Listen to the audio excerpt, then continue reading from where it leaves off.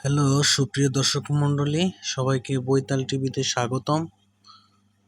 তো আমরা সবাই আসলে ব্যস্ত মানুষ, সবাই যার যার কাজে ব্যস্ত থাকি। ইচ্ছা থাকা সত্ত্বেও আমরা বন্ধু বান্ধব আত্মীয় স্বজনের খোঁজ খবর নিতে পারি না, কারণ ওই যে একটাই ব্যস্ততা। এত ব্যস্ততা থাকি যে অনেক সময় অনেকে ফোন দিছে, ফোনটা বের করে দেখলাম যে ফোন আসছে। ব্যস্ততার কারণে ফোনটা আবার রেখে দেওয়া হয় যে একটু পরে ফ্রি হয়ে ফোন দেই, কিন্তু আসলে ওই ফোনটা কিন্তু পরবর্তীতে আর দেওয়া হয় না, কারণ ওটা পরবর্তীতে আর খেয়াল থাকে না, অনেক সময় পার হয়ে যায়। এভাবে কিন্তু অনেক সম্পর্ক দেখা যায় যে বাটা পড়ে যায়, অনেক সম্পর্ক দূরত্ব সৃষ্টি হয়। তো এগুলা কিন্তু এড়িয়ে যাওয়া উচিত, কারণ সম্পর্ক, আত্মীয় এগুলো রক্ষা করতে হবে। বন্ধু বান্ধবের সাথে যোগাযোগ অবশ্যই করতে হবে, শত ব্যস্ততার মাঝেও সময় দিতে হবে, সময় বের করতে হবে, কারণ ব্যস্ততা শেষ হবার নয়।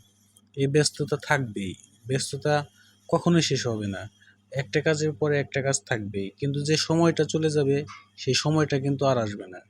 তাই আমাদের সবারই উচিত যে যখন যার সাথে প্রয়োজন মনে করেন, যাকে ফিল করেন, অনুভব করেন, তার সাথে যোগাযোগ করা, কথা বলা, অন্ততপক্ষে তাকে একটু ফোন দেওয়া, হোয়াটসঅ্যাপে নক করা, মেসেঞ্জারে ফোন দেওয়া, যে কোনো মাধ্যমে তার সাথে যোগাযোগ করা, কথা বলা। আমার মনে হয় এটা শ্রেয় হবে, যার মাধ্যমে বন্ধুত্বগুলো গাঢ় হবে, আত্মসম্পর্ক রক্ষা পাবে, এবং সম্পর্কের উন্নতি হবে, মানসিক শান্তি বিরাজ করবে, এবং একে অপরের উপর নির্ভরশীল আস্থা বেশি হবে। তো সেক্ষেত্রে সবারই লক্ষ্য রাখতে হবে, খেয়াল করতে হবে।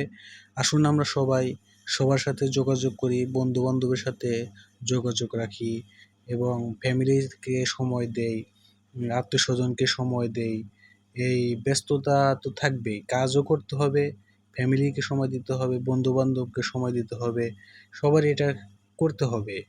আসলেই আমি এবং আপনারা যারা এই ভিডিওটি শুনছেন বা দেখছেন, তারা অবশ্যই বন্ধু বান্ধবের সাথে যোগাযোগটা কন্টিনিউ রাখেন, এবং ফ্যামিলিকে সময় দেন, ফ্যামিলির সাথে কথা বলেন, আত্মীয় স্বজনদের সময় দেন, আত্মীয় স্বজনদের সাথে কথা বলেন। আর সব সময় নিজের খেয়াল রাখেন, ভালো থাকেন, সুস্থ থাকেন, এটা আমি আশা করি।